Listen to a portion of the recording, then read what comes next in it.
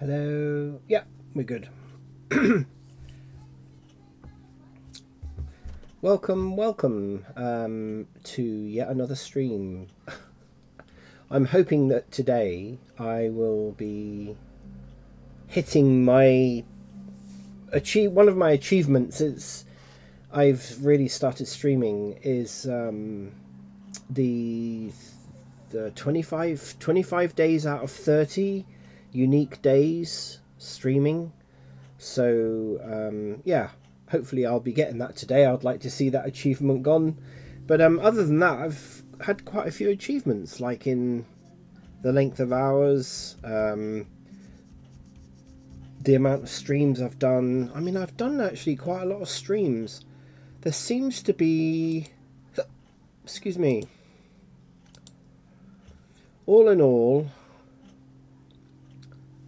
I know there were some issues with some of my streams not recording for whatever reason, and then we had massive amounts of problems with audio issues, which thankfully seem to have sorted themselves out. I haven't lost any audio now for probably a week. So, but yeah, if I look at I've got 59 and today will be 60. I've done 60 streams. Wow.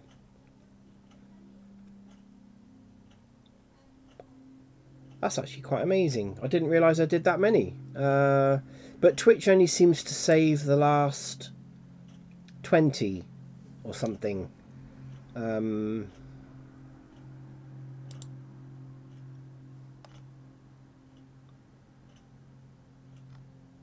I don't know how you find that out.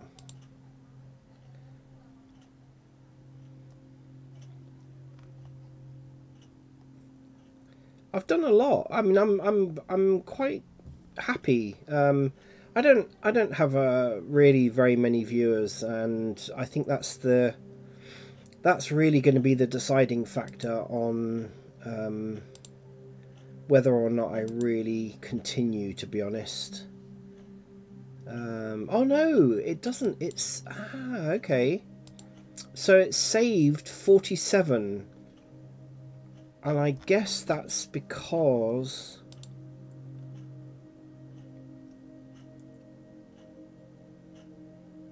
okay, so it's gone back as far as December the 12th.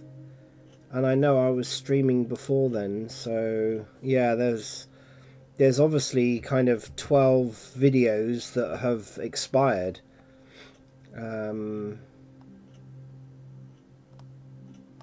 Yeah. Interesting. I don't know how long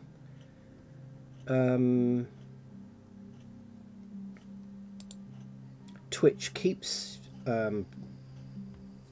videos. I don't know. Obviously quite a few. I mean, if you're streaming pretty much every day, that's going to be quite a lot. So the 12th... Okay, so that's kind of 2 months worth. Kind of, yeah. So today's the 10th, roughly... Yeah, roughly 2 months. 2 months worth of broadcasting. It's not bad. Anyway, today I continued yesterday with this logo, and so I'm actually really happy with the way that this is, you know, now sorted out. You know, it's nice and clean. I can resize it, I can scale it, I can now bring it into Blender and produce a 3D version of it, which is really what the ultimate goal is. But what I'm not happy about is the Vitruvian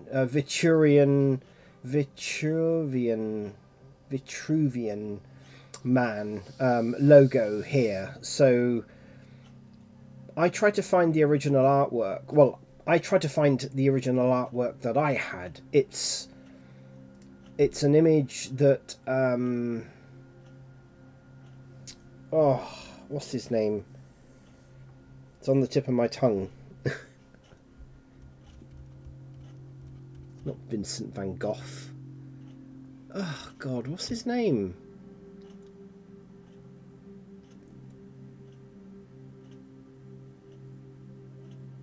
Oh, crikey, that's going to bug me now. Don't need that. All right.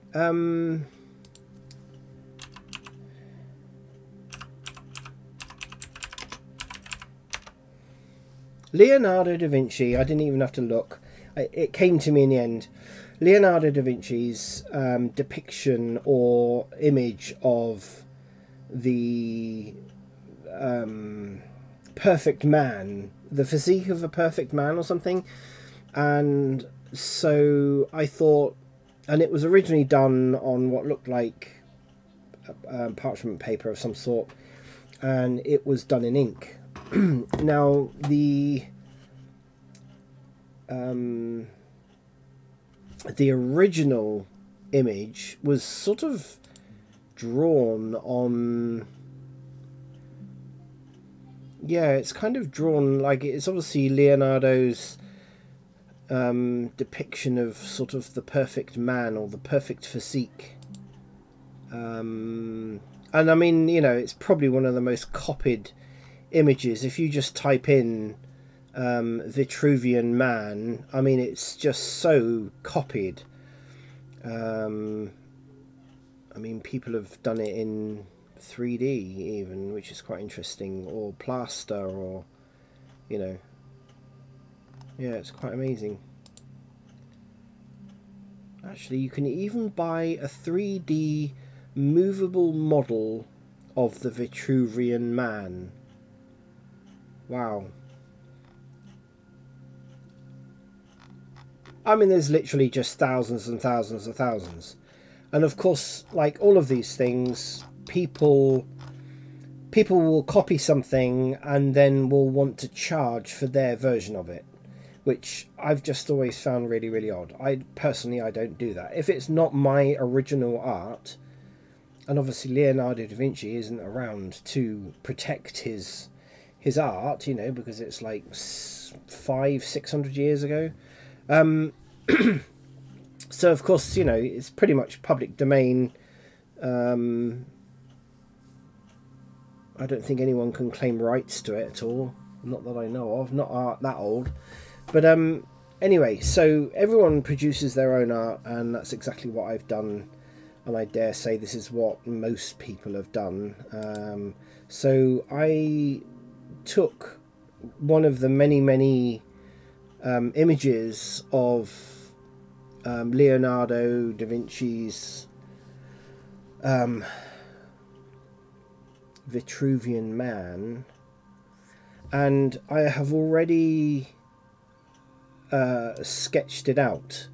So I've gone around and made a vector of this with obviously the circle, the square, and I've, you know, gone in around and sort of, you know, you can see on the artwork there, I mean, that's down to pretty much pixel level now. And I just love, you know, the fact that with vector graphics you don't get that horrible pixelation.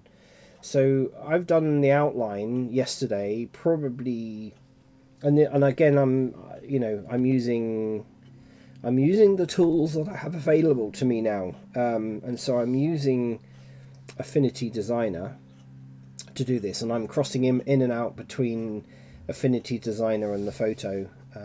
So I've got the outline, which I'm happy with. There may be a couple of lines that I may need to just go in and alter, but I think overall with a logo, and this is going to be behind wording, I don't think really anyone's going to notice with something so small. But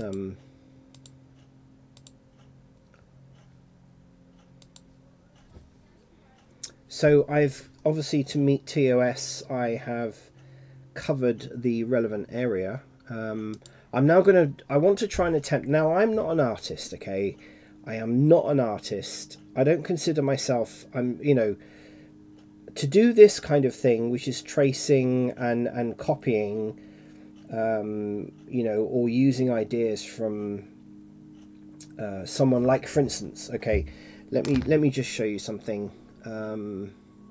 I may or may not have a go at doing this artwork, but we shall see. If I just get up this image, I design websites for people and manage them and whatever else anyone wants me to do with websites. Again, I am not an artist. Okay, so typically what tends to happen is a company, usually very often either self-employed people or very small companies, will have an idea about what they want their business logo to be or their website or whatever. What tends to happen is that they will pay somebody, or they have already paid somebody, money to design their artwork. And this happened, and believe me, right, before anyone starts accusing me of copying other people's artwork, but generally speaking, what tends to happen is the person that has done the artwork very often isn't a professional. Okay, they kind of do it as an aside to another job or something, and very often what happens is they disappear. Okay, now before anyone starts accusing me of copying people's logos and artwork, what happens in 99% of cases is that person disappears into the ether, never to be seen again, because it was done as a favour of a favour of a favour, or it was a friend of a friend of a friend of somebody who worked in a small business. And of course, you know, the artwork that they produced usually isn't a very high quality, and so typically all they've given somebody within the company is a couple of JPEGs or something inside a Word document, you know. And I mean, it's just, oh god, you know, it's just an absolute nightmare when you work with people like that. But generally that's the level I'm coming at. I don't do big corporation websites and all that kind of stuff. So we're talking, and one of my first questions is always, you need to go back to the person who designed the artwork and get copies. I want EPS files, I want TIFF files, I need blah blah blah blah blah. And because typically, as we found with this particular logo, you know, this particular logo here, I mean, this is what I design. I've drawn, let's say. I didn't design it, so I've copied their original file, which we know was not particularly good. If I get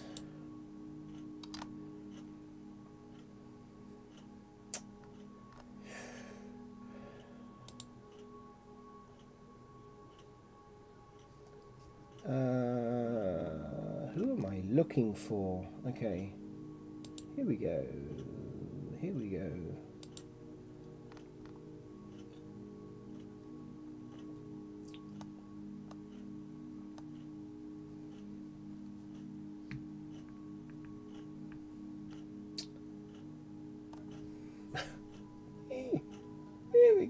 My god, and my file system is actually not bad at all, but sometimes when you try to find something.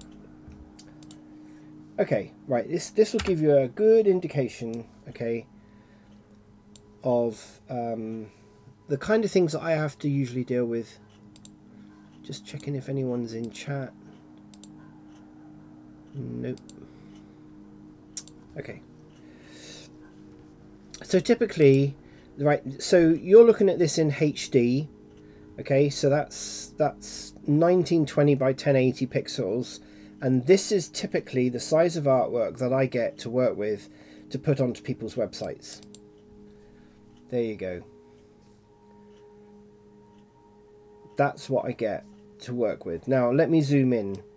Okay, that's zoomed in, I don't know, 200% or something. And I don't know whether you can actually see that, but you can see sort of around the wording, there's lots and lots of artifacts and sort of Moira pattern. You know, the artwork behind the Vitruvian man is, you know, nearly indistinguishable. Is not very clear at all. You know, I mean, it's just awful. The whole image is kind of opaque almost. It's like something, you know, not quite right about it. But you know, you look at that on a mobile phone, it'll be fine. You know, no one will particularly care. So that's the kind of thing that I have to work with. Typically, you know, in the majority of cases, I've had a few clients that I do work for, you know, with website design and logo making and kind of artwork, and I always say to them, you need to go back to the artist who did it or the company that designed it, blah blah blah. And usually what happens is they come around and say, well, actually it was a friend of our, you know, managing director's daughter's son's brother's, you know, blah blah blah, whatever, and they did it as a bit of a favour, and of course they've gone now, or they've grown up, or, you know, whatever. And that's what typically happens. And you end up then trying to, you know, and somebody somewhere within the company, you know, has got this Word document or a PowerPoint presentation or something like that that they designed their logo in, and you know, and it's just a JPEG that's embedded in it. Typically, it's not even original, you know, the original format, and so it just, that's what typically happens. And so I end up doing this kind of thing a lot. I end up doing this a lot. So anyway,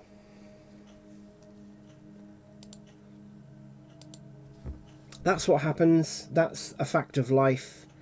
And so I end up, what actually happens is, like this particular logo here, I end up having to use it as a, you know, I put it on a layer and I have to try and replicate it, you know, and get the colors right and all that kind of thing, and produce, you know, professional quality EPS files, TIFF files, or whatever, you know, a whole range of different resolution PNGs to be used for sort of like the tiniest little icon all the way up to, you know, poster size. You know, I just provide that as part of the service for clients' websites and flyers and products and leaflets and whatever it is they want, you know. So anyway, that's the story. That's the story behind this. So I'm not a graphic artist. You know, that's not my speciality at all. But I've spent long enough to kind of, you know, do at least this kind of thing. And I think what lets down especially with this being used in the backdrop, I think what would be neat for me to do is, I've done everything that I think I really need to do. I think there will be some elements of the vector layer, the kind of the man layer, that I need to just change around a little bit. You know, I might need to line up some of the, you know, like here, you know, that kind of thing. You know, the you know, where the vector lines are not hitting correctly. But this didn't actually take me a huge amount of time to do. But what I think would actually be really nice is to add things like, there's two things. These kind of blobs of shading, which obviously DaVinci put in there, you know. And also these lines. These lines, I think, add something else to the, you know, to the image, and they're actually they're sort of surrounding him. So what I'm thinking, I put some very, you know, small lines in here to give the effect of shading, but I don't think it's enough. I think it needs that little bit more kind of shading in there.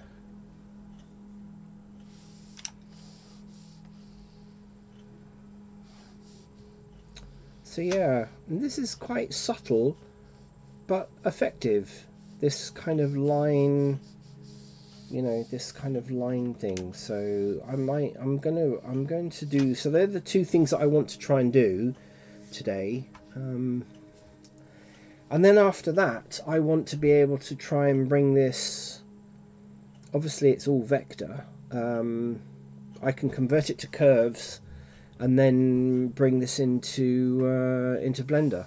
So this is bugging me.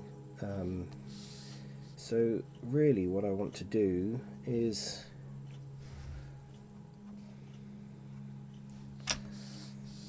just love the level of detail that you can get on this program. So it's literally moving these around. In fact, actually, while I'm here, why don't I just do this? See, it's things like that, you see.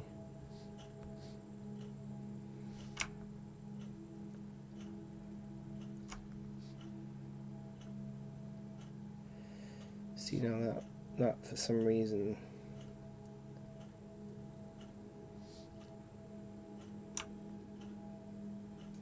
I must remember that I pull faces when I'm concentrating. I I noticed this when I look back at my videos. I don't watch all of my videos, you know. I just wanted to just make sure the audio's okay, that the music's not too loud and things like that. And I just look at myself. Hey, you know, who likes really looking at themselves and listening to themselves anyway? I don't think a lot of people do. But yeah, you know, I'm just being finicky really over detail. I'm probably just nitpicking a little bit, but I want it to look good. I want it to look good. Okay, so I can see what's going on here.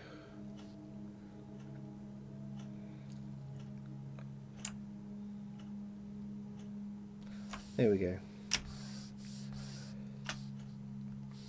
I'm sure Leonardo da Vinci doesn't want his...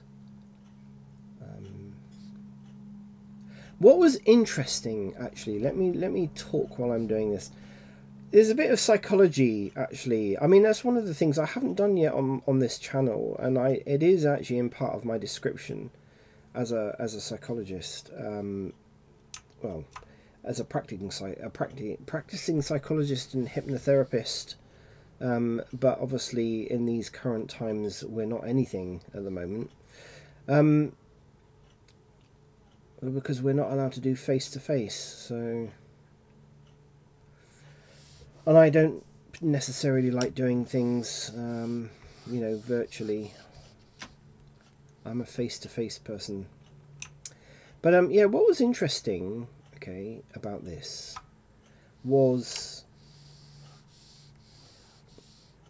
obviously Leonardo da Vinci, amazing man. I've always been an admirer of his work, and you know, all the things that, you know, he accomplished and he did in his life. And you know, I know obviously some of the things he did were considered questionable. Okay,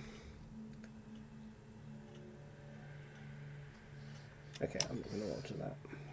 Yeah, there's a few odd bits and pieces here, but I think, yeah, it's these little glitches here I really want to sort out. But what, as I say, what was really quite interesting was so I'm kind of thinking, here I am tracing around Leonardo da Vinci's work, because you can't get a decent copy of the artwork without having to pay for it on the internet, because, you know, everybody likes to rip off other people's artwork and then charge for it, which I just find really weird. I used to have the same when I did photography. It's exactly the same.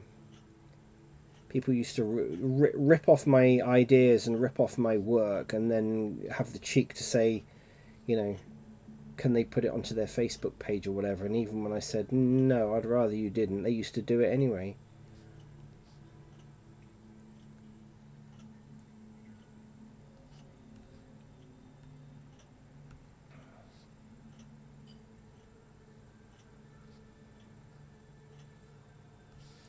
But yeah, while I was doing this yesterday, sorry, because I kind of really focus on what I'm doing. When I was doing this yesterday, I was thinking, my goodness, what, you know, like, I can't really, you know, I'm going to have to really be careful about doing this. I can't, like, be, you know, haphazard in my attitude towards this, because this is, you know, somebody's artwork that was done, you know, a long time ago. I don't know the full story behind the reason why he did this. I didn't read all of that bit. But I thought, you know, regardless, here we have kind of one of the most famous artists in the world, and inventors and designers and, you know, whatever else he was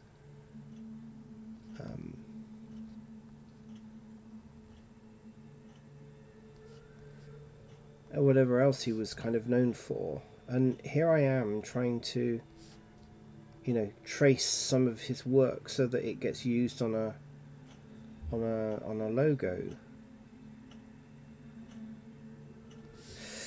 And it kind of just made me think, you know, one, how would he feel if he saw me doing this?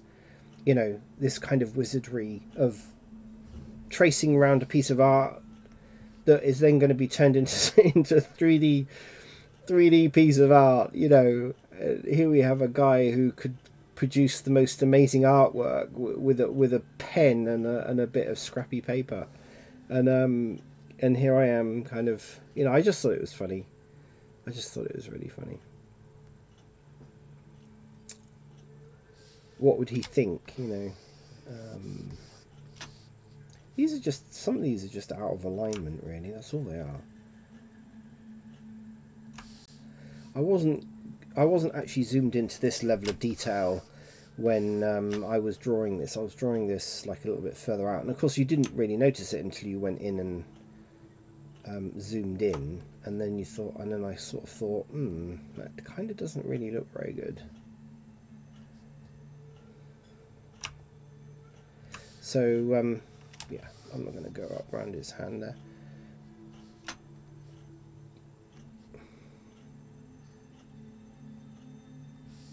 So I wonder what he would think of computers.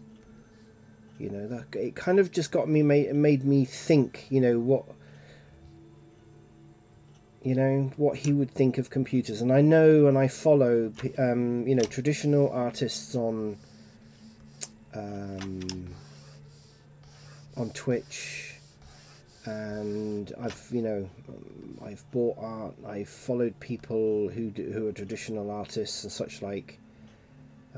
Always fascinated with,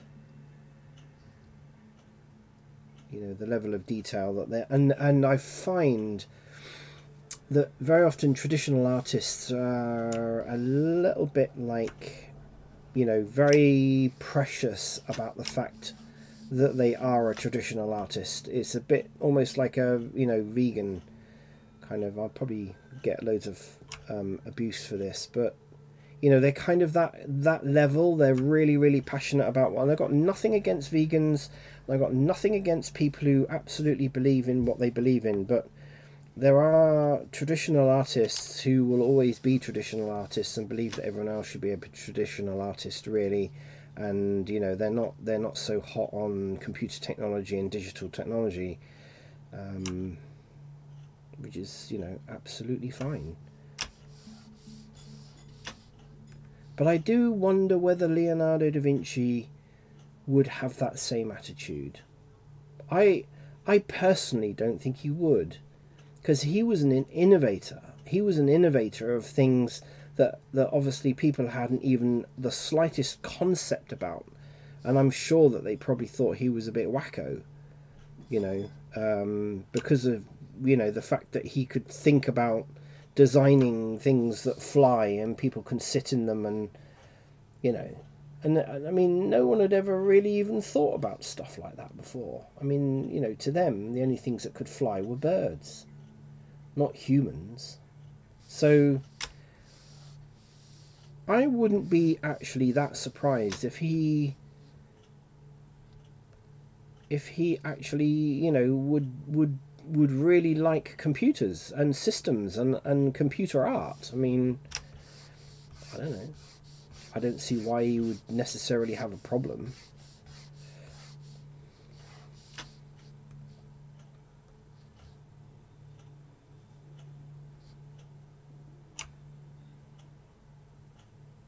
Just a thought, really. And the other point was,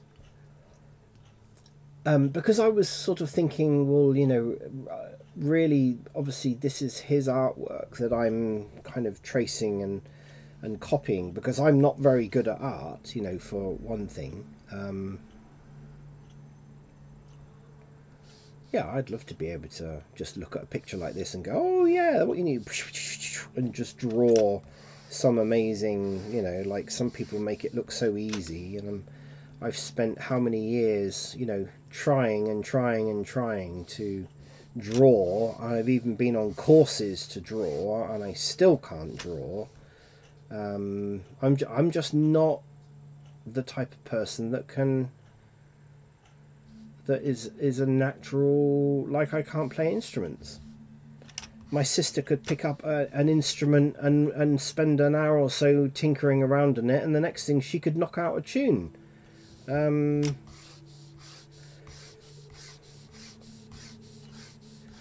I can't. Simple fact, I can't do that.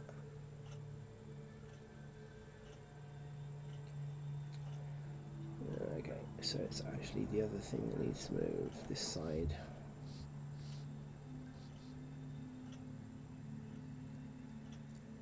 So the other thing that I was thinking of was, you know, having to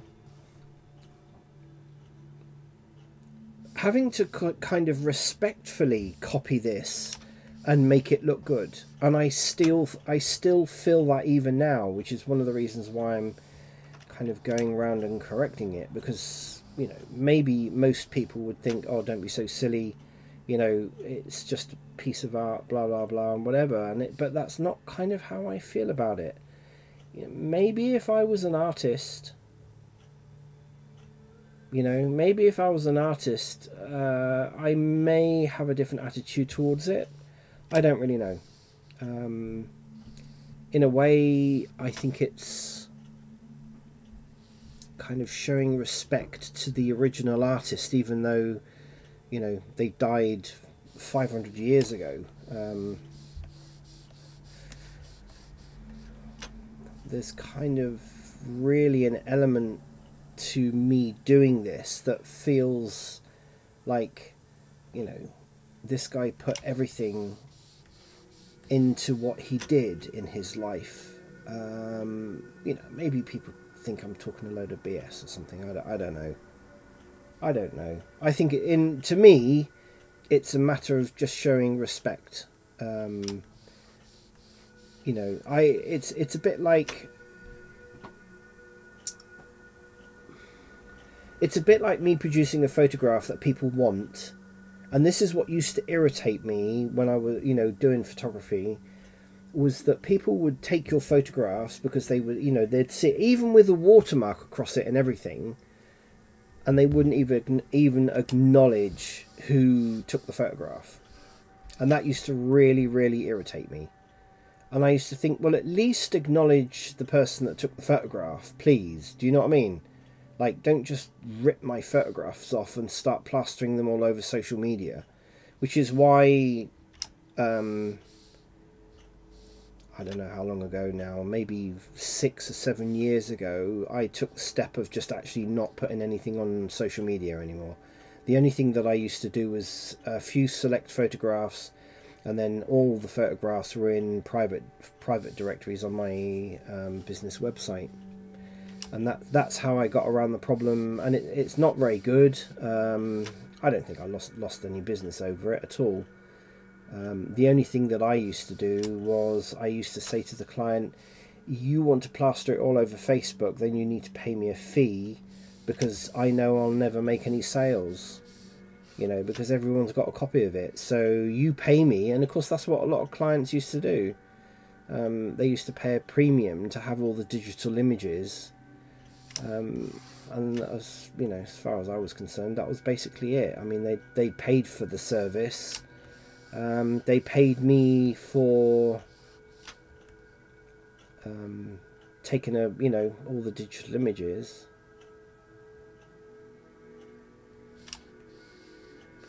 Obviously, Leonardo da Vinci isn't around anymore, but the least I can do is show some respect for his art. Now, again, you know, I think most people probably don't really give a monkey's. You know, they think, well, the guy's dead. Who's going to do anything about it? And I'm sure that's why there's literally thousands of copies of this all over all over the internet. But if I was to use this myself for my logo, you know, I think I would really make sure that it, you know, that it kind of fitted in. It wasn't just a rip-off. I don't know, maybe I'm making a big thing about it.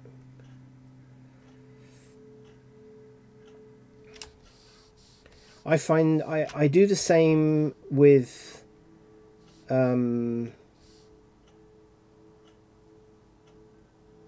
books. I know this might sound really weird, but this is just how I am. You know, I try where possible to respect the people that put the time and effort and the money and resources and whatever it is, because I know, you know, this stuff is not cheap. It takes a lot of time to do. But I'm the same with books. You know, I know there are a lot of people around who either can't afford books or they find the PDF images of books on the internet or whatever.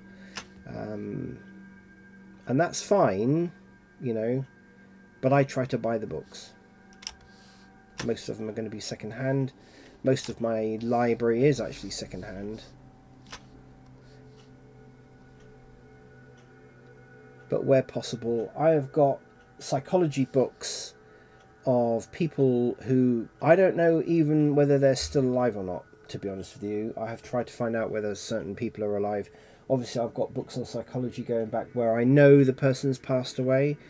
And I know that you can get hold of the PDF files and all that kind of thing. And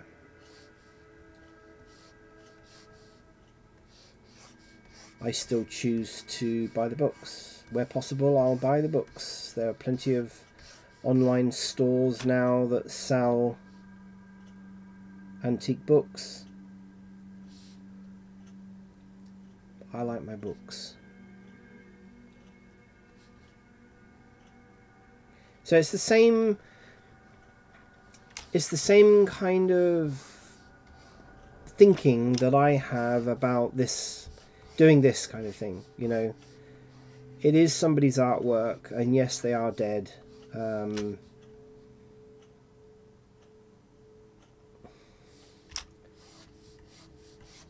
so I've done that arm. We're now going to come down this other side, and then that's it. This bit done, really. I wasn't going to do this on the stream, but there's no one watching anyway, so it don't matter.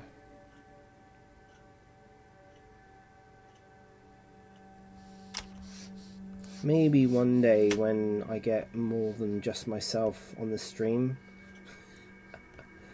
maybe one day I'll have something else to talk about, but until that time I'm going to talk about what I want to talk about.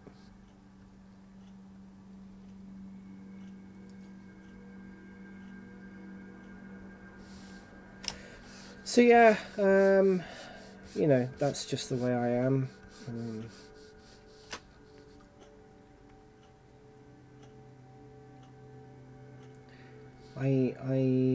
I'm all for, and I think this is one of the appeals to me of following artists on Twitch, because I've had some amazing artwork. You know, some of these streamers run kind of a, you know, not like a competition, but sort of a lucky draw type thing where they will give you their artwork and send you their artwork for free, you know, as part of the on-stream activity, which I quite like. And I you know, luckily enough, I've actually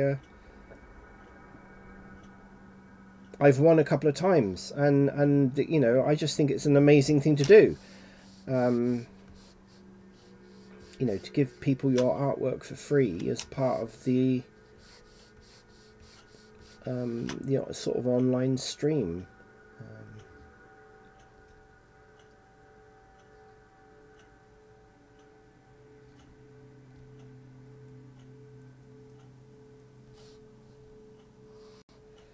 Do love vector graphics. This I can do. Freehand pixel artwork, nope. Or freehand, you know, real life drawing or anything like that. Can't do it.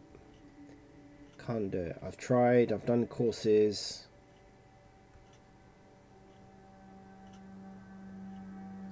I am just not designed to do that. Give me 3D, give me vector graphics, you know, stuff like this.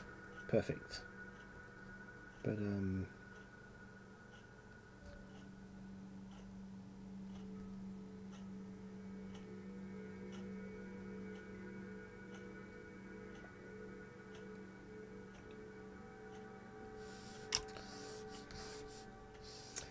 anyway, that's my I think this is where we've already been, if I remember rightly. This just goes, yeah, so we're going up there, we go across the chest, up the side.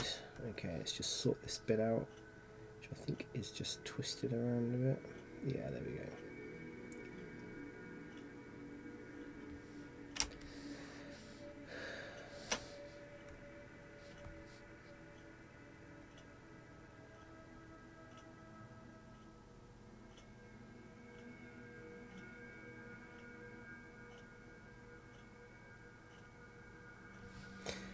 So, of course, the other interesting thing about art is it's the same in photography.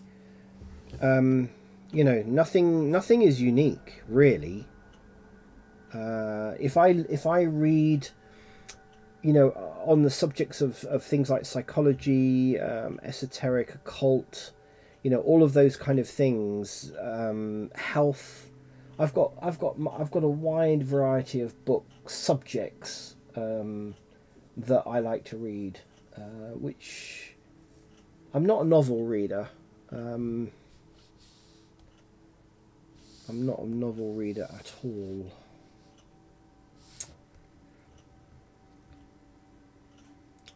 But what's quite interesting is if you read books from 100, 200 years ago, I think the oldest book I've got, antique book, is 250 years ago. Something along those lines. I've actually got digital copies of books which I subscribe to a couple of libraries and pay for, that go back hundreds of years, you know, facsimile copies and such like. And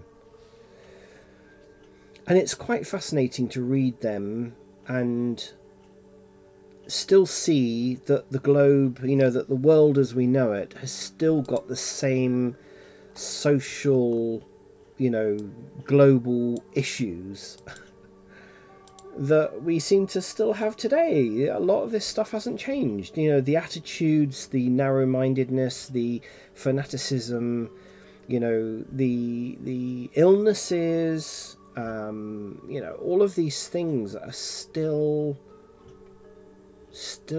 here with us hundreds of years later. You know, it hasn't gone away.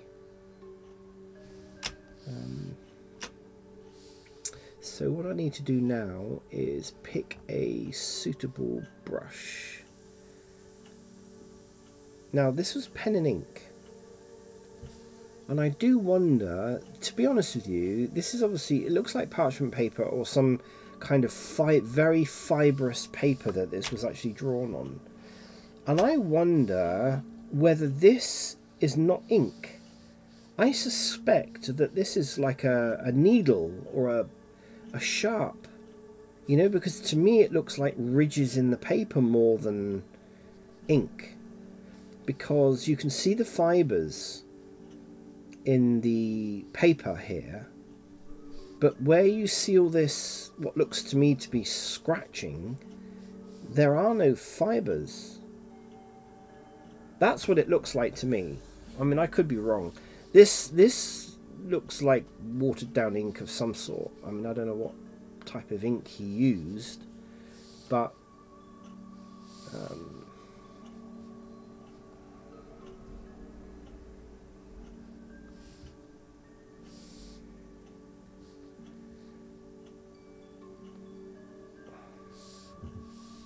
so I don't know.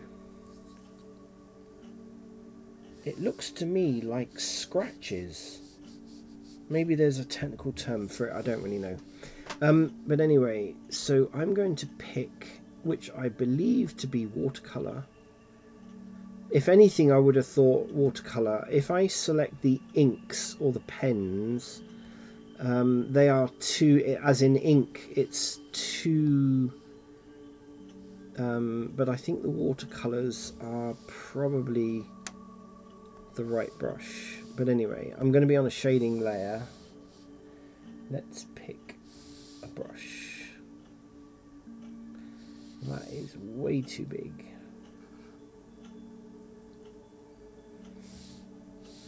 That is going to be too small, so we need something kind of in between, really. Now I'm going to try, I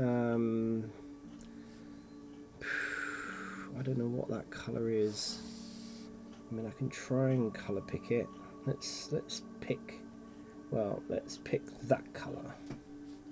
It's kind of a brownish. Let's see what this is going to look like. I don't want that stabilizer thing. A bit more reddish than that. Okay, I'm gonna do this one first. Right, I think the opacity needs to come down, and then I'm just going to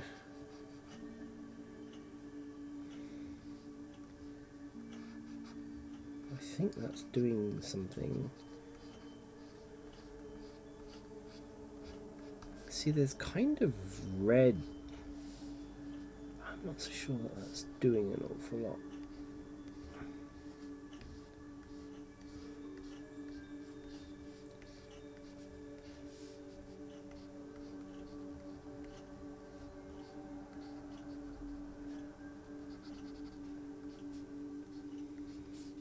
Right, let me just turn off this layer here. Nope.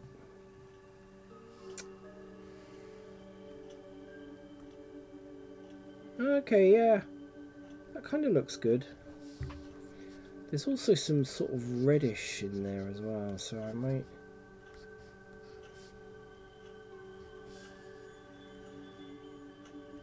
Yeah, we're on the shading layer, so...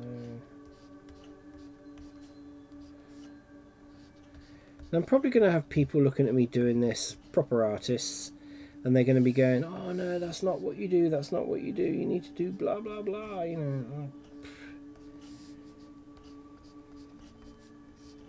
I am not a proper artist. I did wonder about these lines here, and I think that they are guidelines to like where the shoulder joint is, where the elbow is, where the wrist is, and he just didn't take them off, which I thought was quite interesting. I think what I will do is lower the opacity of that layer.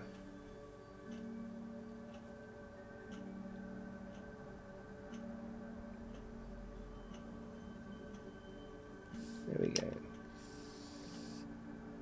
Okay, yeah, I think that's good.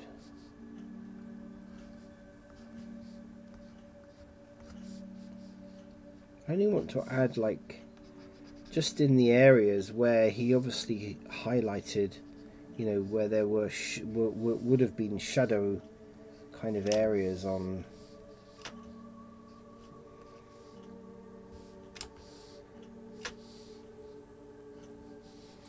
I might actually put pressure on this. I don't want to fill in areas that you know, wouldn't. See, there's like this area here, you see,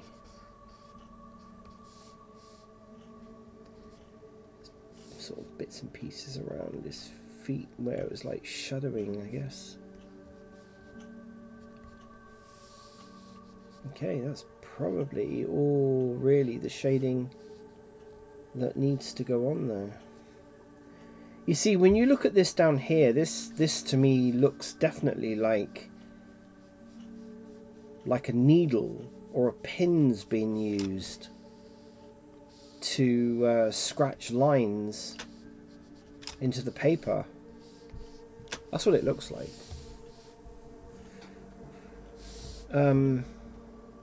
Okay, so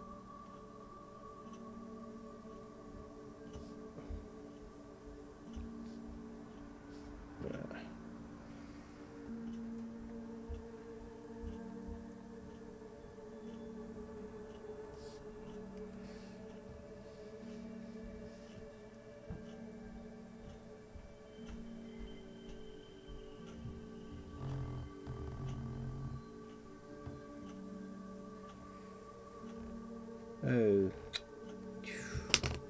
Okay, didn't want to do that.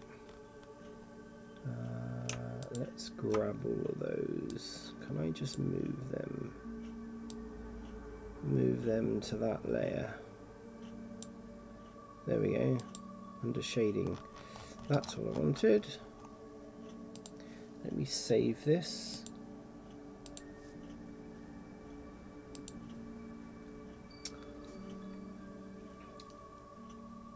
Now I think underneath my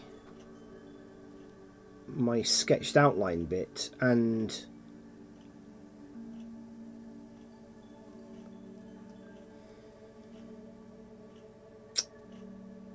would it have been, I don't know, I don't suppose it really matters where it would have been because I can move the layer around anyway.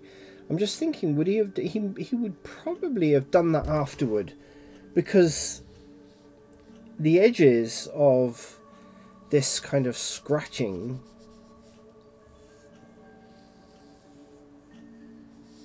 really are on the outline. You don't see the scratching on the inside of, you know, the artwork at all, so it was obviously done afterward. I'm going to add a new layer. I'm going to call this layer, I think it's scratching, so I'm going to call that scratching.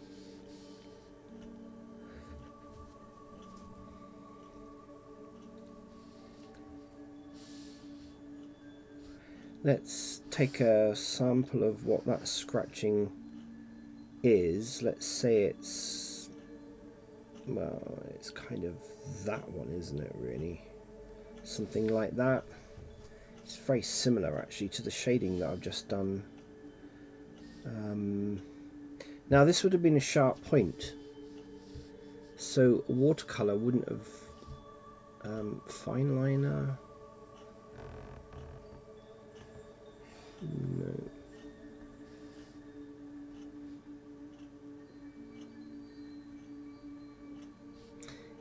I mean, inks tend to be sharp, and I think this would have been very small for a start. So let's go down really small, and I just want to see whether that, ooh, too sharp, and not, I need to take that pressure off. Right, so let's pick that brush. Way too big.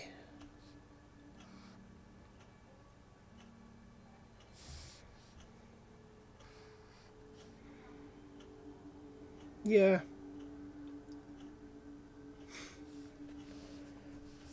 Yeah, okay. So I think that that's possibly slightly bigger. Let's go to a 10-point brush.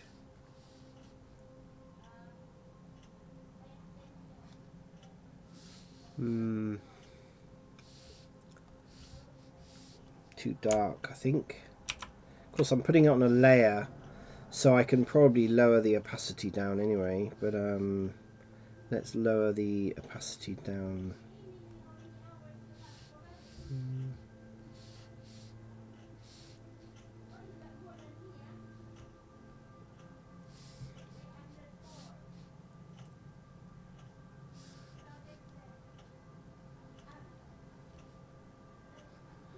Yeah, that looks good actually.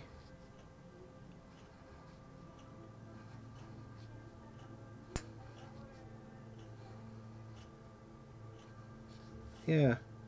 Wow, this is going to take a long time.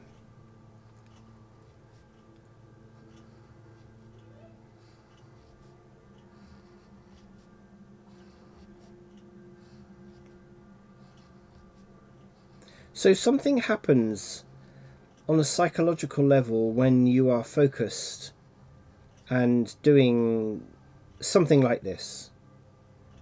Okay, you can become in tune. Now, in psychology terms, we have a term called modeling, which basically means that you try to get inside the mind of somebody who does something. So let's say you wanted to learn, well, let's say you wanted to learn art, or let's pick something a little bit simpler. So let's just say somebody had a certain way of coping with, I don't know, really high pressure decision making in a business or something, or you came across somebody who was an excellent manager, and you kind of, maybe you worked under them, or maybe you were associated with them in some way, and you wanted to learn how to be like them. What we call that in psychology is like in modeling. So basically you try to get into the mindset of somebody who you want to model, which basically involves asking a whole load of questions, as psychologists do anyway, because that's how we help people to help themselves in order to understand things and think things through and look at things from a different perspective and all of those things. But what you do is you ask kind of certain questions about how somebody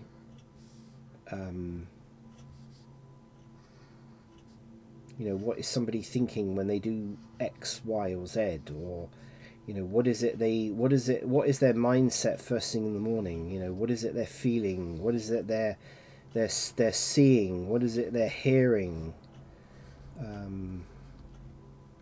There's a whole series of questions that you ask, and what we're very good at doing as humans is mimicking behavior, because we're basically a behavioral driven being at the end of the day. And so if we have a habit of doing something, or if we feel that we can't cope with something, we try, if we're open to it, and of course this is why people go to psychologists, because if everyone really thought in like a psychologist, or how a psychologist works things through for people, nobody would need a psychologist.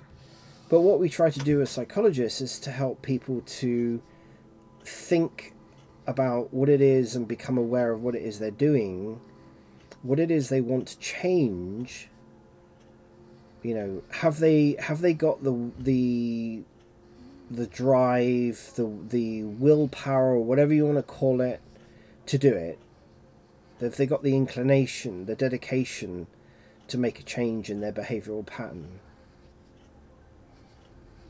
And then understanding what it is that they have to change in order to make a difference in their life. And this might all sound rather deep and a bit woo-woo to an awful lot of people, but this is what people do all the time. When you go to college, or you go to university, or you study the way certain people think and operate their businesses, for instance, or how they manage their clients, and that's exactly what we do. We try to copy them. We try to get into the mindset. And so this is what I was doing when I was tracing around this artwork. I really got into this. If I'd have been streaming while doing this, I probably wouldn't have said anything on the stream, because I was so focused on this, and I literally sat still, focused on what I was doing for the whole time. I'd lost track of time. I had no idea how long I'd spent doing it, because I was so focused on what I was actually doing. And I was, what was going through my mind was, what was this person thinking? What was he thinking when he was drawing this? Why was he doing it? You know, where did he do it? Did he do it, you know, was it just like a sketch he drew up at home? Was he doing it for some other reason? Was he doing it for someone else? You know, was he doing research? Was he just doing a brain dump? You know, something that he had to get out of his head. There's all these things. That's what modelling is. And what comes after modelling is kind of taking on the persona of somebody who thinks, breathes, looks, behaves, you know, about the thing that what it is you want to do. You know, the thing that you want to either change in your life, or the thing that you want to do better in your life, or to achieve in your life. And that's what it's all about.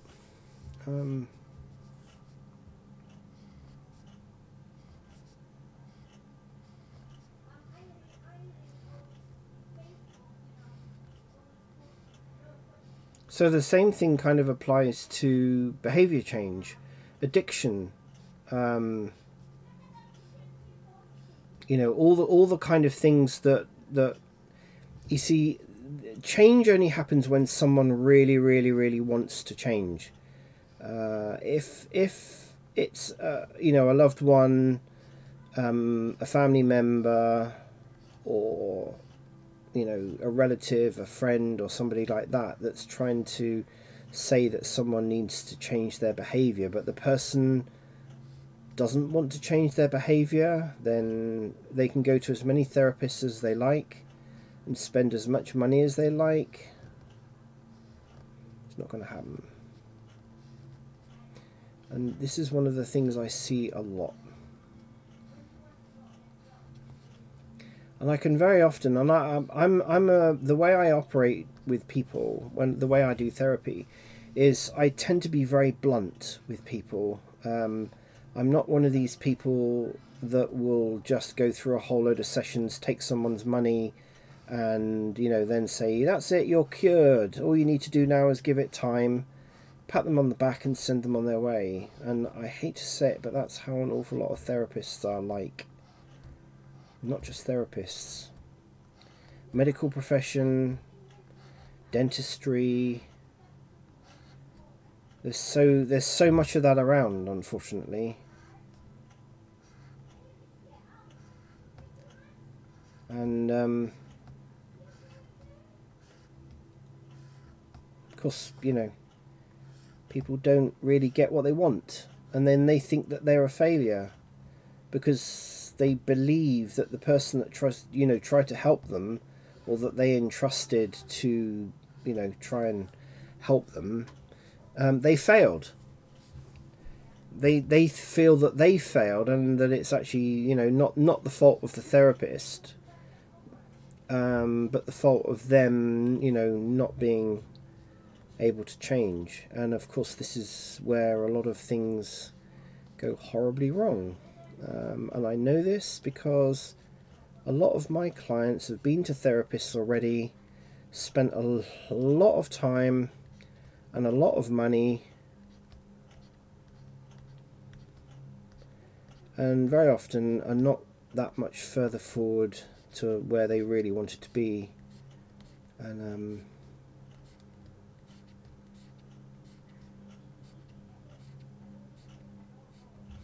And that's why you've got, you know, certain countries in the world is therapy is big money, major money, because they know that they can kind of drag therapy out for a long time, charging an astronomical amount of money by the hour.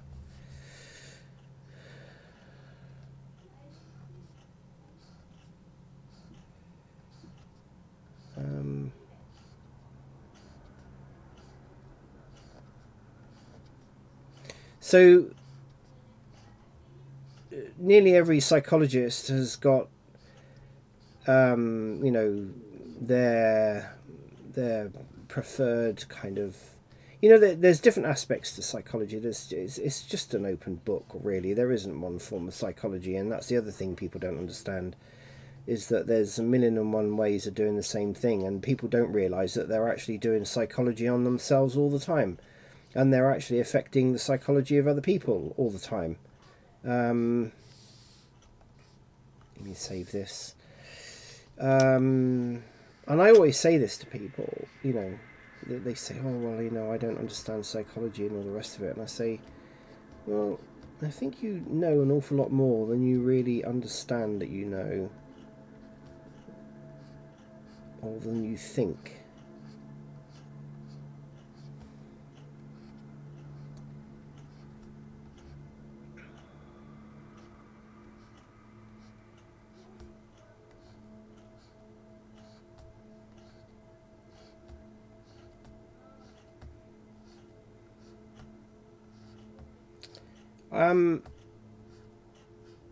As we're on the subject of psychology, I mean, I've had clients that have come to me for their first, you know, sort of interview session, as it were, which I don't actually charge for, or a chat on the phone or whatever. And you know, I know for certain, you know, you don't know what people come to you really, you know, what the motivation is a lot of the time until maybe you're into, you know, a couple of sessions in. But I think I've got a fairly good idea of picking up on, you know, typically the reason why most people go is young people. It's very often their parents feel that their kids have got a problem and that they need a psychologist to sort the problem out. Yeah, right.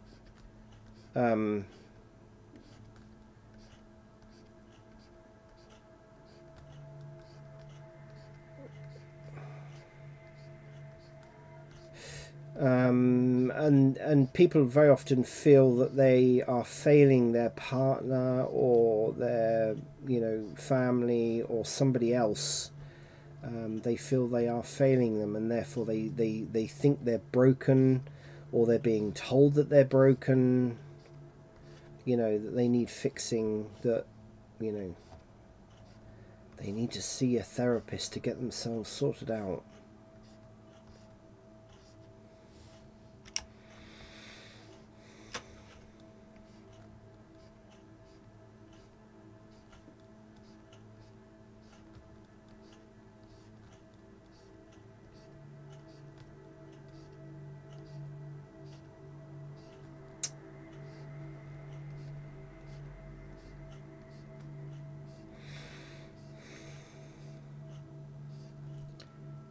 And I know for a fact that, well, there's several things I know about me. I'm a sort of a no bullshitter psychologist. As I say, there is a lot of psychologists out there that sort of pussyfoot around, and will not approach things in a direct manner to the benefit. I mean, you know, everyone's different. You have to kind of,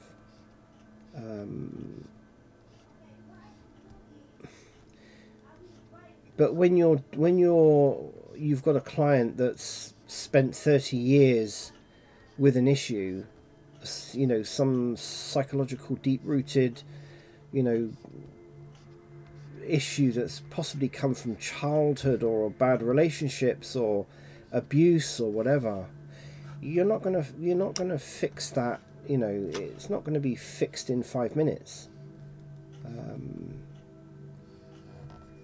But I am a strong believer that if a person wants to deal with something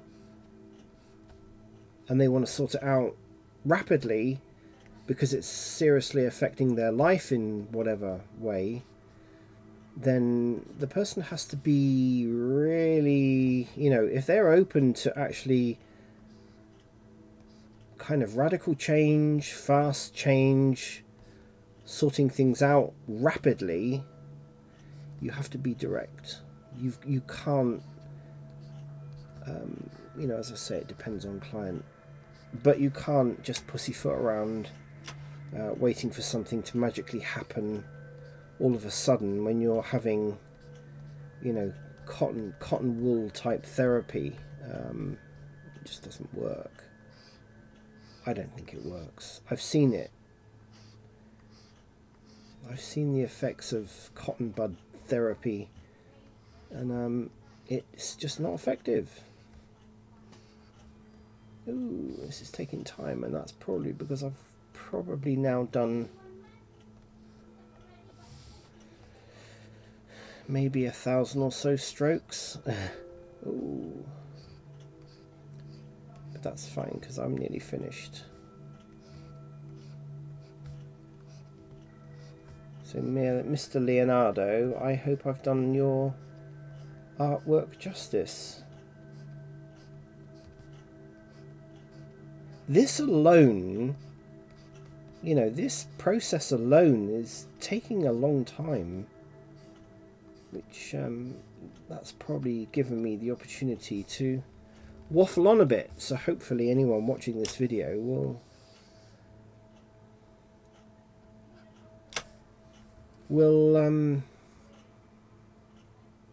probably be asleep. But anyway,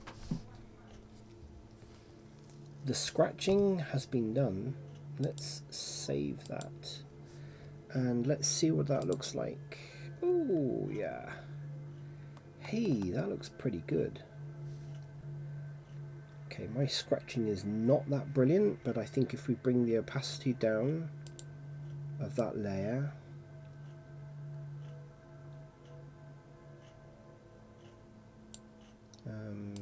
scratching,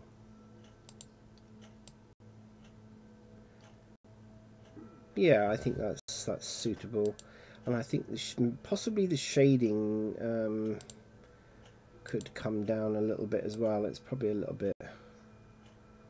I can probably put a blur. Oh no, that looks actually quite good. That is not too shabby.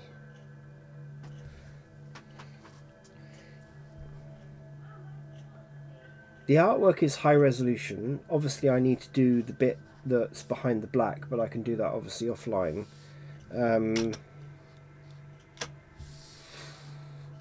I mean, there's me being concerned about showing a piece of artwork that was done sort of 500 years ago, and yet I've seen things on Twitch that must really go against TOS, and we're talking about something that's live, you know. Bear with me 1 minute.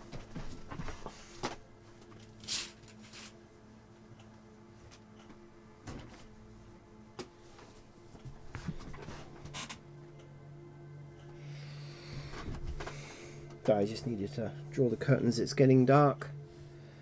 I'm very happy with that. I am very happy with that. If we bring that back, this is going to be used on, I mean, the outline of this is much better. The shading, I think, adds to the whole concept. When we bring back, I think I've got rid of.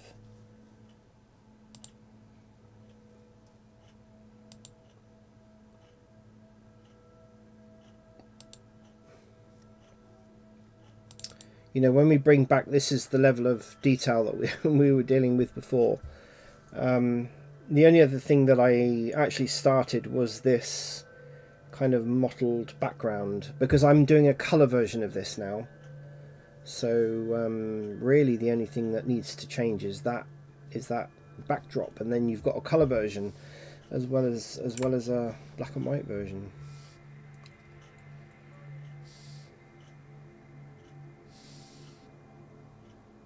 Don't know whether did I actually start that artwork.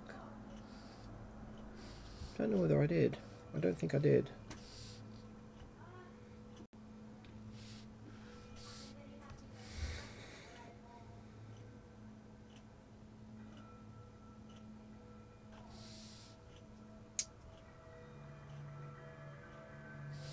Right, let's save that. Let's create a new document. Let's do that around that way. I always tend to actually start, if it's going to be relatively low resolution, I will use an A4 sideways. And if I'm going to do a higher resolution, you know, I want something with a lot of detail, then I will go up to an A3, you know, A2, A1, A0. I've done very little stuff at A0, but I have done it, posters and such like, for people. What we need is a square.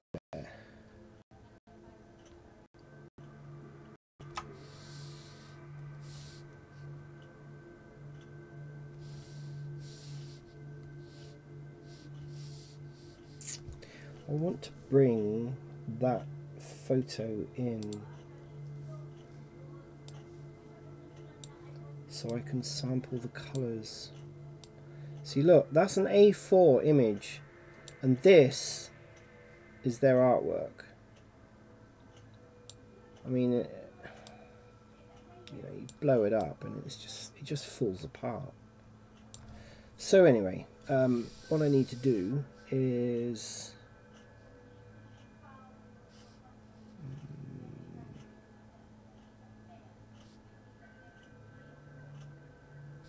I think in this instance I need to go over here. I need the pipette.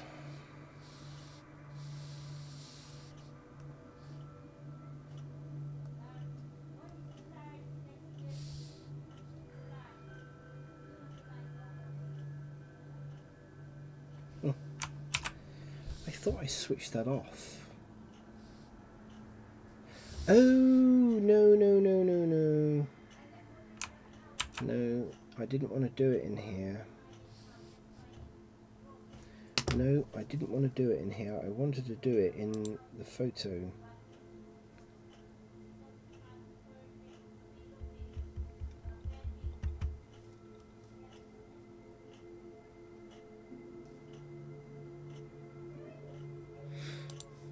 I don't think I saved it. Oh, yes, I did save it. Here we go. This is what I was working on. Right, so what I wanted to do was try to replicate the kind of colour behind there. Again, I don't think it needs to necessarily be exactly the same as what they got there, but I think what I'll do is just get rid of that. Okay, so I picked the colour samples, had them already. Yeah, so I was going to bring this down, and also the size does not need to be that big, so I think probably that big.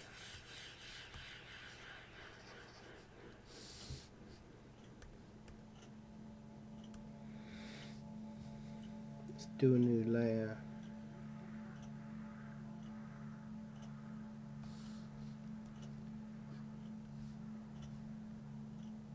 It's interesting how that's... Why is that underneath?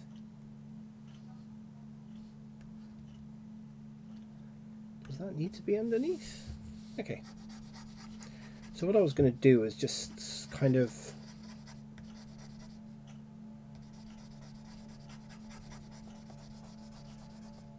always copy, so we're kind of going over there.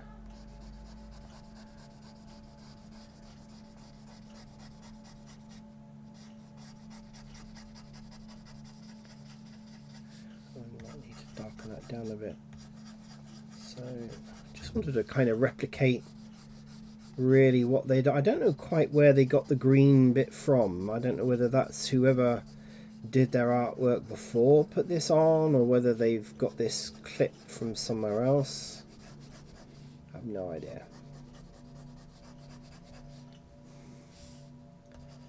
So they've kind of got a bit there.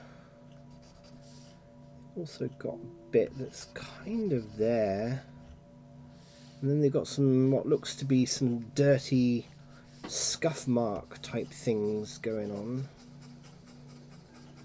around there. So that's pretty heavy, that bit.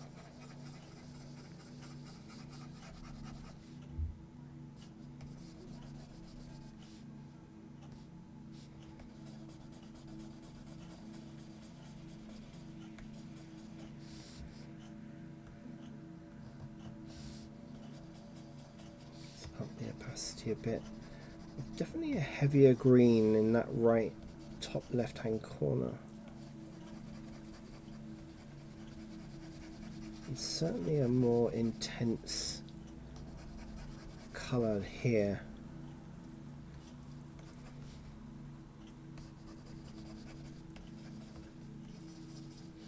Okay, I think that's okay.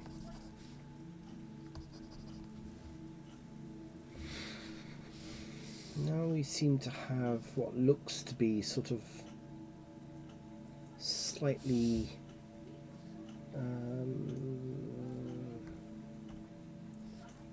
kind of a grey, very light grey.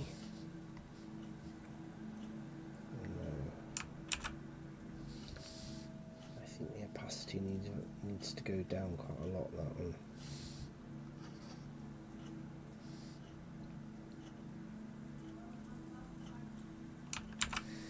Put that on a different layer because I can always bring it down.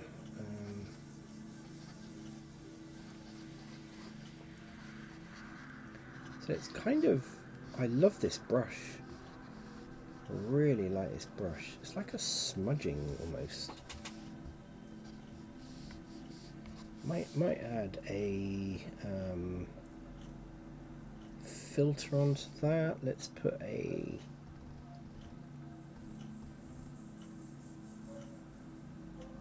Gaussian blur. Gaussian blur is always good. Yeah, that'll kind of blur it out a little bit. Yeah. Is there like a smudge? Ooh, there we go. Blur brush tool. Cool. Okay, I tell you one thing I've noticed. Okay, I'm going to waffle on again for a little bit, but I have been using, this is Affinity Photo. I've only been using this for less than a week, right? I didn't really ever use Serif's Serif Photo, I think it was called before. Never used that. So I used to use Adobe Photoshop and I used Corel. I have used GIMP on and off, but I would never even use GIMP for this kind of artwork.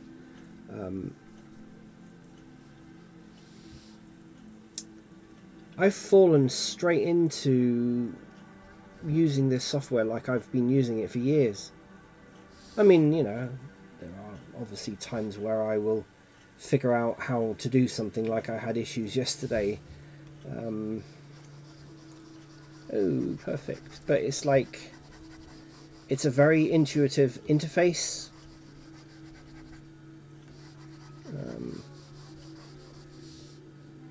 Certainly isn't hard to find your way around anything. Okay, I like this. I'm going to apply that also to this layer.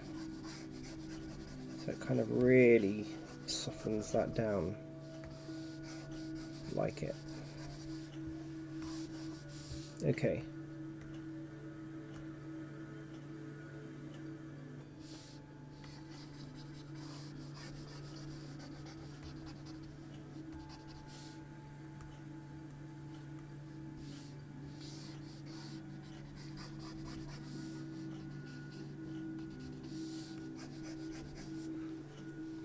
Okay, I think that's comparable. It's not going to be identical, but it certainly, I think, will suffice for what the client wants anyway. Let me save this. What's a bit worrying is I don't know where that's being saved. Let's see where this is being saved.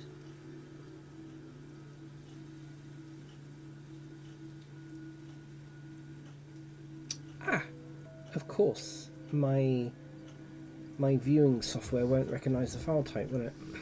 That's why. So anyway, we need to switch that layer off. Let's keep everything on. We want the select tool. Oh, okay, right.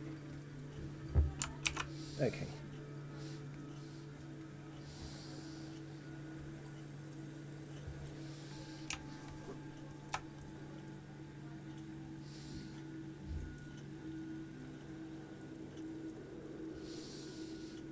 File, export. Yeah, we'll bring that as a PNG, HD. No, it doesn't need to be HD. We only want the selected without a background. That's fine. It's 1000 pixels. That is fine. Export.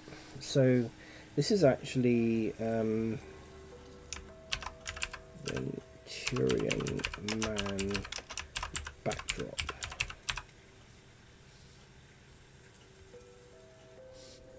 There we go, that's fine, that's worked. Okay.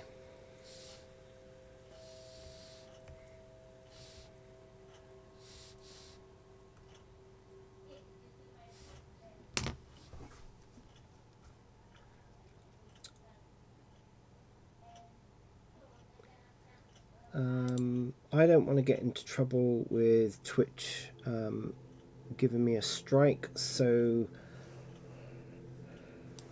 I can't really finish this artwork here. I'll have to do it offline, basically, and then I will replace the black and white and certainly replace this and then produce the color. So I need to file, save as. Oh, actually, yeah, because this artwork is finished. So I'm going to just call this. So this will be the color version of this design. There we go. Which means, okay, I've now got the color version of that. I need to replace. Can I just do a straight replace?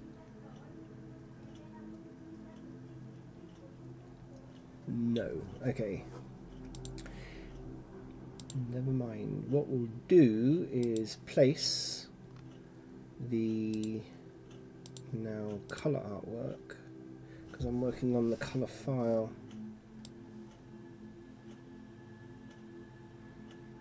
And that's interesting. So that is actually not a square. I thought it was a square.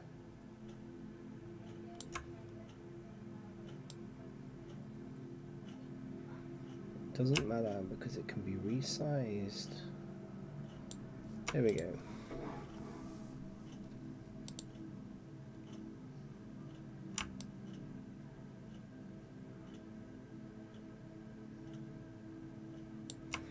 Okay, I can turn that off because we are working on the color version. So all I need to do is to actually change the Venturian Man, Vitruvian even, my goodness. Let's save this artwork. Okay. Happy with that. Very happy with that. Okay, I don't have any viewers. Nope.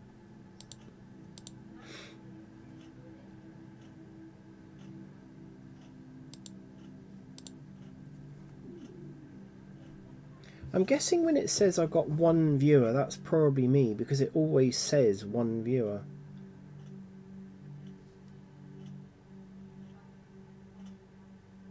I'm guessing that's what it means. Okay. Anyway, the rest of this I need to do offline, and I may or may not be able to actually show you this It's okay when the logo's hidden behind wording, but I think when it's kind of full frontal, that's not going to be allowed on Twitch, and I certainly don't want to get struck off or banned.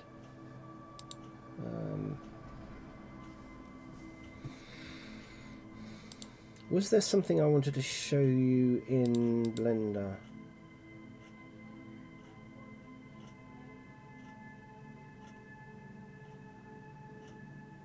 I think I had a video already, didn't I, showing the Victorian shop, the Gothic shop. Yeah, quite certain.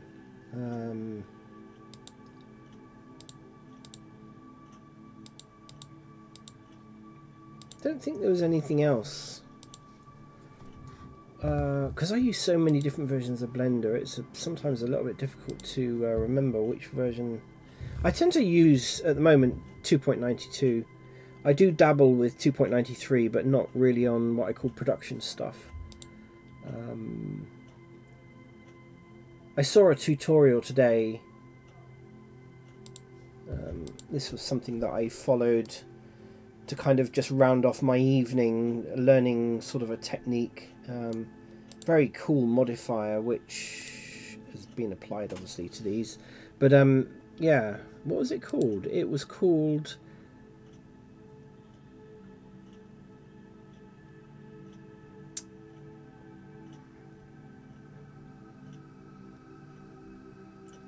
Mesh Deform? Something like that, I think. Wasn't Warp. No, Simple Deform. That's right. Okay. This is why I love watching tutorials. I just never ever get sick and tired of watching tutorials.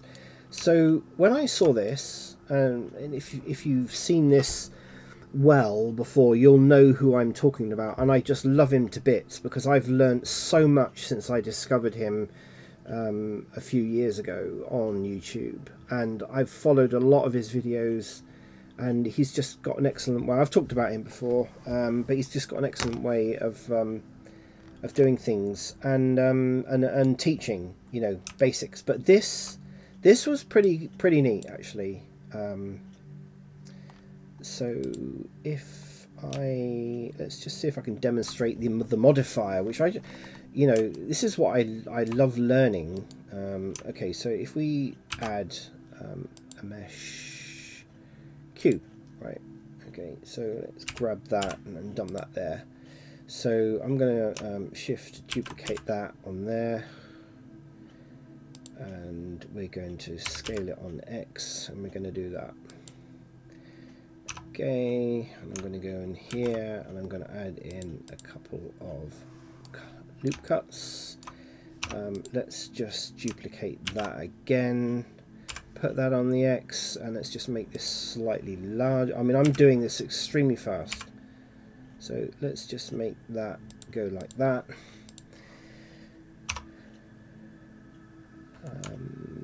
Of course I could have really beveled all these. Can I not? I think I can actually select all of those. Control A, and we want to apply scale. If we go into tab mode on all of those things, highlight them all, we want to add the bevel modifier, which will put now it'll only, okay,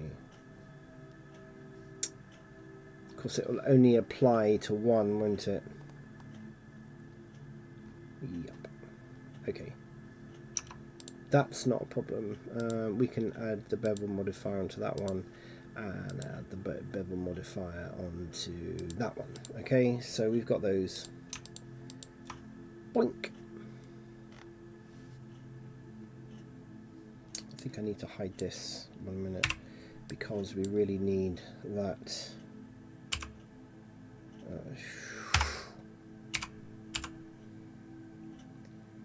We really need that to be kind of about there because you need the cursor.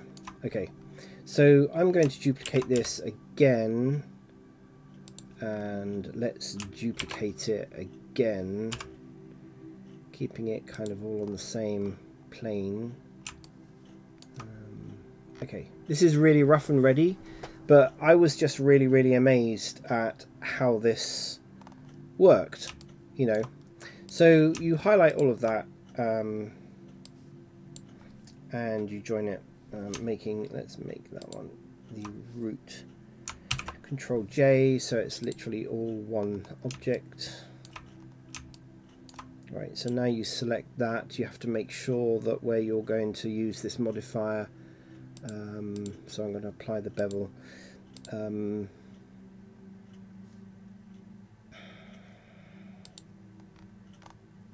Because that's where you're going to use the modifier, it rotates around that. So this was called Simple Deform. Here we go. Okay, so there was a couple of things, and this already got me thinking, actually. I'd never used this modifier before. I've never seen anyone else use this modifier before. And I just thought, my goodness, the reason why you have to put loot cups in there will become obvious in a minute. But I just thought, wow, I couldn't really believe that a modifier is in the amount of times I could use this. So anyway, you can, of course, you know, twist this, bend it around.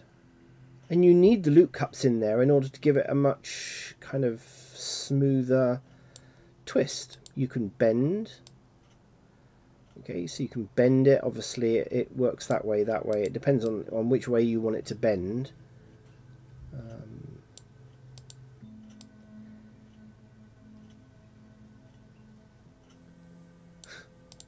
Tapering. Again, you know, you select the angle, you know, that you want, and you can taper, mesh, or you can stretch.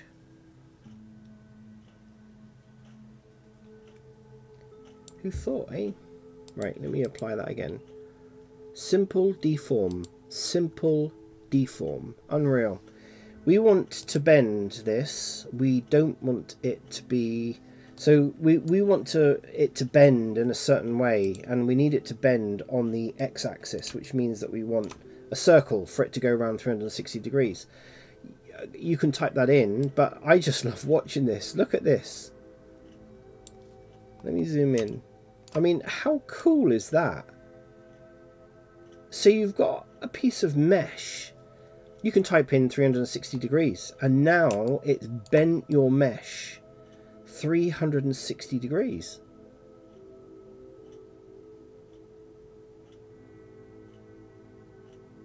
I mean, like, it just fascinates me, the kind of things you learn in Blender.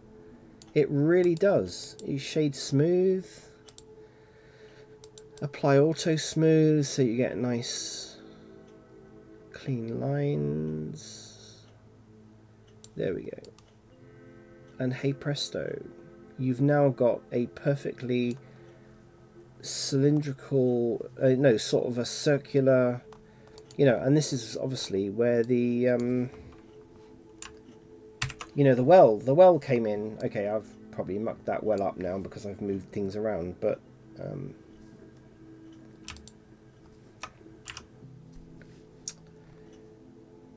how cool is that?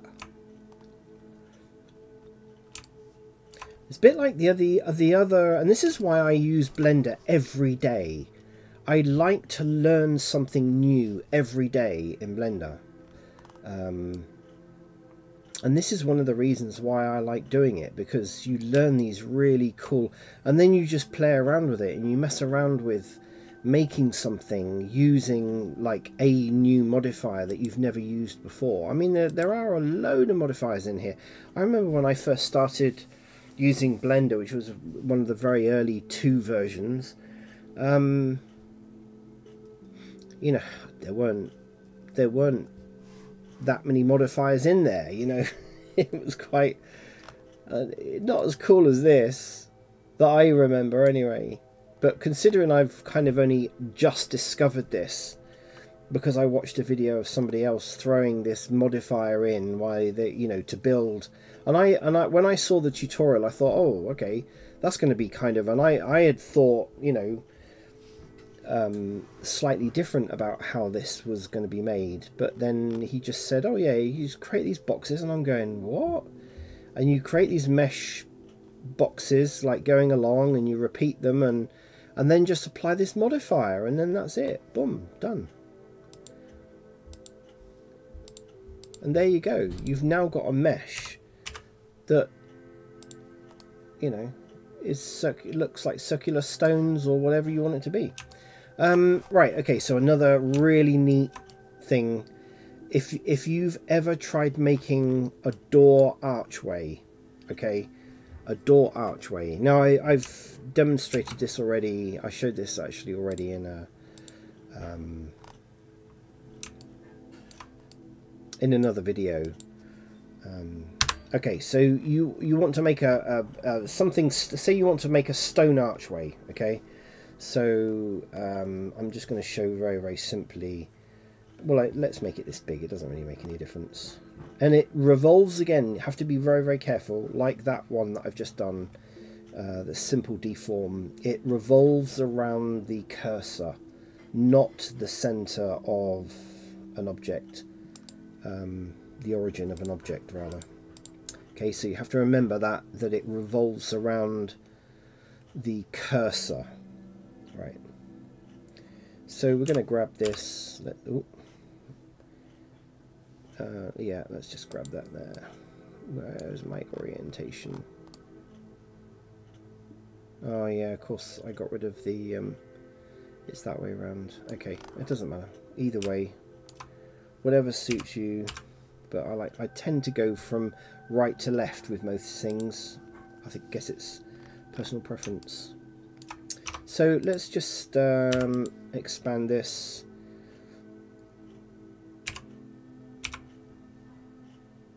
Okay, we're going to go up there.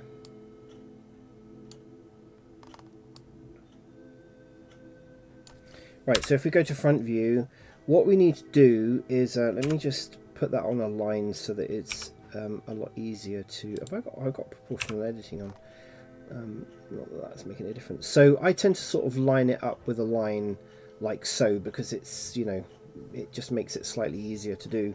Let's put our cursor right there, which is actually in the middle.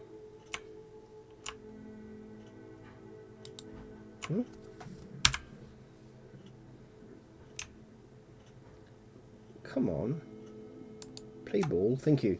Right, so we now know we've got like our door column there on the right hand side or the left hand side. It depends on which way you're going to do it. Your cursor is kind of like where you would like to put the arch, right? So I've selected that face. Much easier to do this if you are in you know, a certain view rather than at a side angle. You select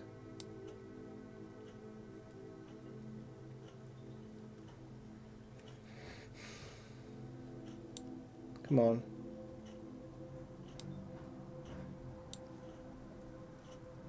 What is it called? I think it is called spin, isn't it? It is called spin. So I've selected the face on the top. Watch what happens. Nope, it's going around the wrong way. I want it to go on the...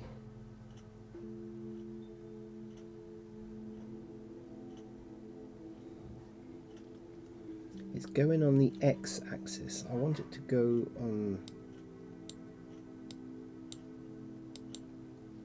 Let's undo that 1 minute. I want it to go the other way. Hang on.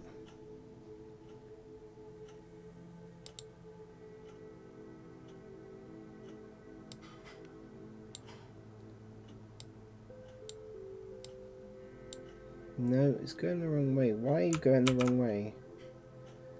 I'm looking at you in the right way.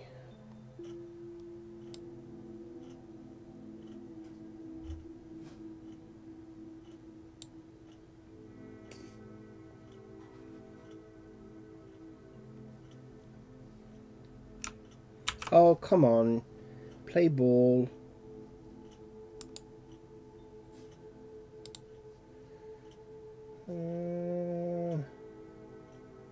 I don't need mirroring on. The axis, I want it to go along the x-axis. No, I don't. I want it to go along the y-axis. Oh, come on. Really? Look, anyway, so this is what happens. Why does it always fail when you're demoing it to someone? For some unknown reason, it's doing it on the z-axis. I want it on the y-axis. So that's 0. Invalid. No.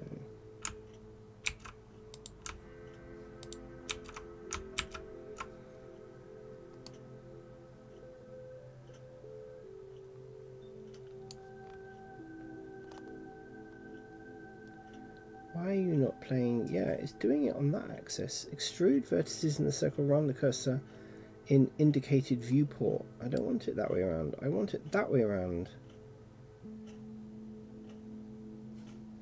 Oh, come on. It all starts falling apart and makes me look like an idiot.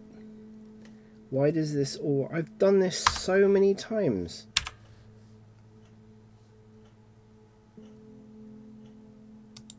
Oh, jeez.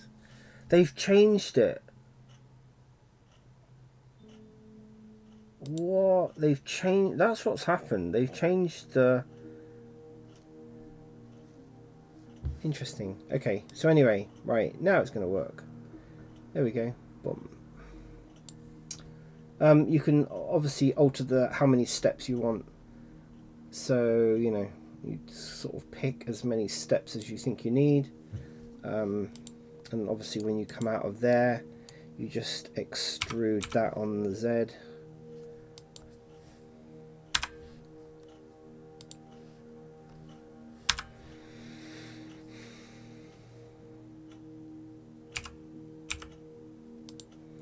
Oh, this is all falling apart, isn't it? What is going on? Okay, boom, there we go. We now have an arch. How easy is that? Well, I made it look really difficult because they've obviously changed. I didn't see this mirroring up here. So that's new. It was part of the tool when you went down here. And before, when I used the tool, it kind of knew which... And that's why I said you needed to be face on to wherever it is you wanted to rotate round. And so if you were looking from the top, that it would rotate round the top. Obviously, I've mucked this up because...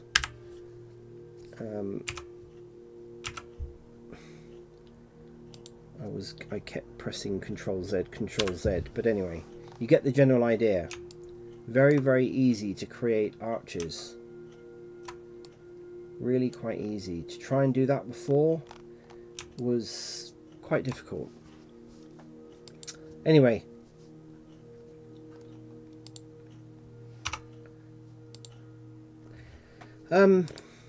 That's really all for today.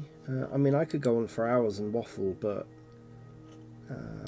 I don't really want to bore people with stuff.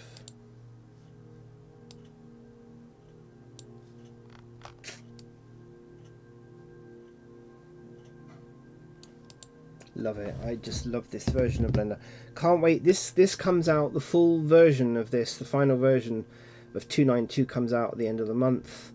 I really can't wait until 293 comes out, because 293 is going to be an LTS version, which means that it's going to be around for as a commercial kind of use product, stable product for minimum of 2 years, and I believe that that's coming out towards the end of this year, I think. Something like that. But yeah, 293 is amazing. But 292 is equally amazing. I mean, this is the version that I've been using now. Very rarely do I even go back to 291. Only when there is a bug in 292 that I know I can't do. Like, for instance, the texture painting that I had with the Victorian house. Which reminds me I need to finish that off at some point. Because that's dragging on now. It's the same with my... After that, I have got to start working on the ship, because I know that the people that want me to do the ship will certainly want that before I think Fantasy Fair in Second Life happens. So yeah, I hope this wasn't too boring. We talked about a little bit of psychology, and such like. I mean, again, you know, there's a suggestion box on this channel. If you want me to talk more about psychology or not talk about anything to do with psychology, or if you have anything that you would like me to talk about, demonstrate, have a go at, practice, I don't know, whatever. Somebody feedback something about something, or just tell me it's a pile of shit and you don't want me streaming again. Something, you know, I wish somebody would say something, because anyway, thanks very much for watching again. As I say, I hope you didn't find it too boring, and I will more than likely stream. I actually quite like streaming a little bit each day, rather than these kind of great big long, you know, sort of six hour, you know, four to 6 hour things, because I don't know whether people really like these videos or not. I have no idea. Anyway, thanks very much, and I shall see you in another stream.